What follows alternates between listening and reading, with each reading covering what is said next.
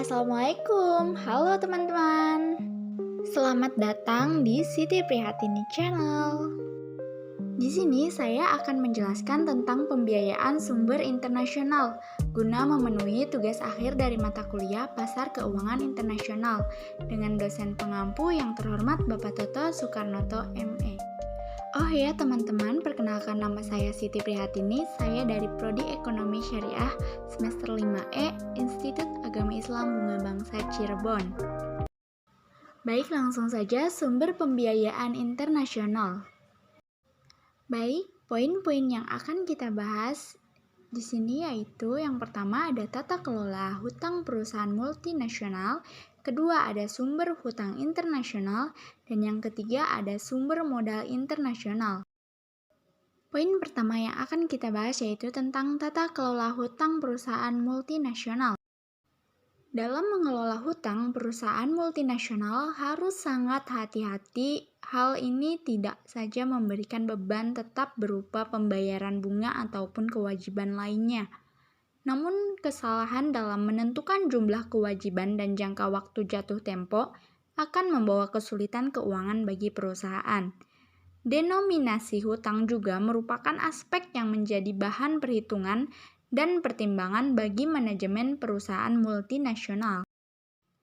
Terdapat beberapa faktor yang digunakan dalam menata kelola kewajiban perusahaan multinasional, yaitu A. Maturity matching, pemadanan saat jatuh tempo. B. Currency matching, pemadanan denominasi mata uang. C. Risiko valuta asing dan biaya hutang. Yang pertama, maturity matching. Pengelolaan pembelanjaan perusahaan harus disesuaikan dengan kebutuhan. Dalam tata kelola keuangan, pedoman yang harus terpenuhi yaitu kebutuhan dana jangka pendek harus dibiayai dengan sumber dana jangka pendek. Sedangkan kebutuhan dana jangka panjang akan dipenuhi dengan sumber dana jangka panjang. Currency matching. Denominasi mata uang merupakan pemadanan mata uang sumber hutang dan aliran kas diperlukan untuk menghindarkan perusahaan dari exposure yang berlebih. Jika denominasi hutang dipadankan dengan mata uang tertentu dalam neraca, maka yang menjadi tujuannya adalah untuk meminimum exposure akuntansi. Sebaliknya, jika denominasi hutang dipadankan dengan mata uang dalam aliran kas, maka tujuannya adalah untuk meminimumkan exposure transaksi dan operasian. Risiko valuta asing dan biaya hutang. Jika sebuah perusahaan multinasional memiliki hutang dalam mata uang asing, maka biaya efektif hutang sama dengan biaya setelah pajak untuk pembayaran kembali pokok pinjaman dan bunganya dalam mata uang asing tersebut. Pembahasan kedua tentang sumber hutang internasional. Secara umum, sumber hutang internasional terdiri dari A. Hutang bank internasional, B. Pasar Euronote, C. Pasar obligasi internasional, D. Pasar swap.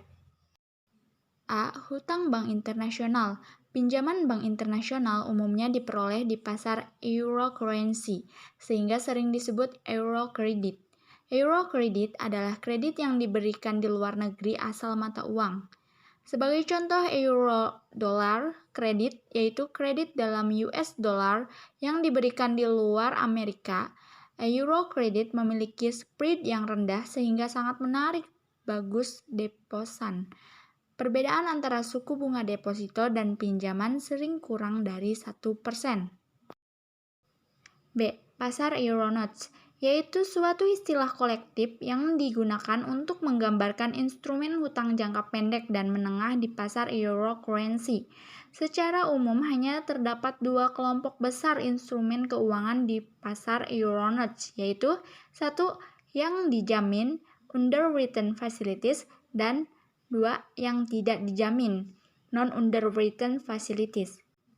Underwritten facilities diberikan pada penjualan berbagai jenis Euronotes, sedangkan non-underwritten facilities digunakan pada penjualan dan pendistribusian Euro Commercial Paper (ECP) dan Euro Medium Term Notes (EMTNS). C. Pasar obligasi internasional. Pasar obligasi internasional memiliki seperangkat instrumen inovatif yang diciptakan oleh bank-bank investasi. Pasar ini tidak terikat oleh regulasi dan pengendalian pemerintah yang biasanya dilakukan di pasar modal domestik.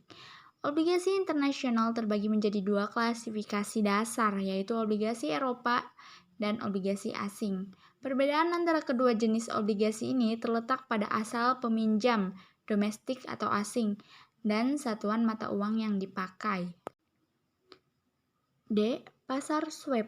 Swap keuangan adalah pertukaran kewajiban keuangan antara dua pihak yang masing-masing memiliki kewajiban keuangan dalam satuan mata uang atau dalam bentuk pembayaran bunga untuk memperoleh alternatif pembayaran termurah. 3. Sumber modal internasional. Cross-listing. Cross-listing diartikan sebagai upaya untuk memperoleh equity dengan mendaftarkan saham baru di beberapa pasar modal, baik di pasar modal lokal maupun internasional. Berikut adalah beberapa faktor yang mendorong perusahaan melakukan cross-listing. Yang pertama yaitu mempermudah pemegang saham asing untuk memperdagangkan sahamnya di pasar modal domestik dengan mata uang lokal, sehingga akan meningkatkan likuiditas saham. 2. Meningkatkan harga saham. 3. Meningkatkan derajat pengakuan perusahaan di mata pemerintah, konsumen, pemasok, dan kreditur lokal.